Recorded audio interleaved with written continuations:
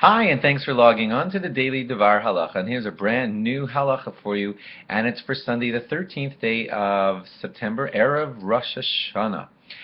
Very important thought for you on this Erev Rosh Hashanah. Here goes. You know that when you look at the coming year and you look at how you're supposed to be spending the day of Rosh Hashanah, there's something fascinating in the lingo as to how the rabbis describe this day, which gives us a very important message. Let me get right to it. All holidays of the year, like the first day of Pesach, is celebrated as one day of Pesach in Israel and 2 days of Pesach outside of Israel. And that's because when they were in Israel, they always knew, by the way the calendar was set, they knew when the first day of Pesach was. We who lived far away were uncertain, and therefore we kept 2 days. Well, the one time of the year when in Israel they keep 2 days of Yom Tov, just like we do outside, is the 2 days of Rosh Hashanah. In Israel, they will be keeping 2 days of Rosh Hashanah, just like we keep 2 days outside of Israel.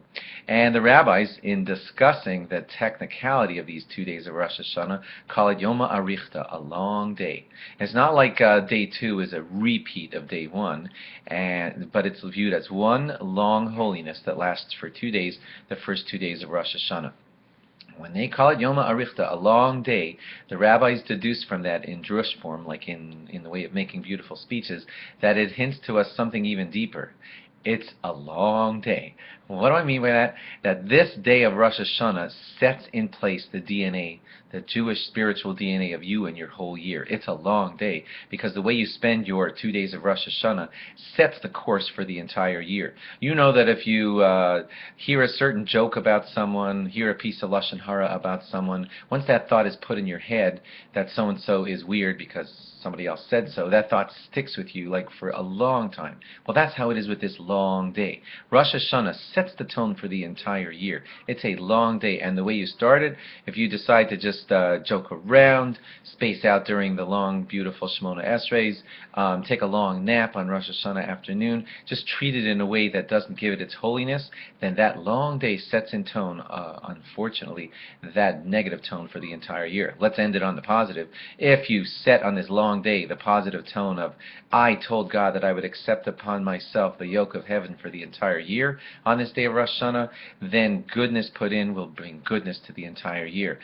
Deciding to pay great attention to your prayers during the day of Rosh Hashanah, to great attention to closeness to God on the day of Rosh Hashanah, sets again in motion that on this, the head of the year, the Rosh Hashanah, whatever you're putting into your head about so-and-so remains in your head on this long day. What you put into the head of the year will remain in your year for the entire year. So it's not just Happy New Year, it's Rosh Hashanah.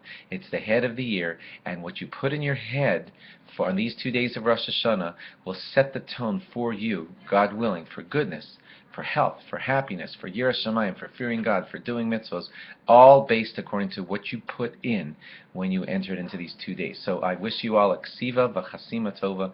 May we all be inscribed for a good year filled with health, happiness, and the fulfillment of all of our godly pursuits. And what you put in during the head of this year is what you will have, God willing, during this coming year. Thanks for logging on. Log on again after Rosh Hashanah, when it will be Tzom Gedalia, for more. Bye-bye.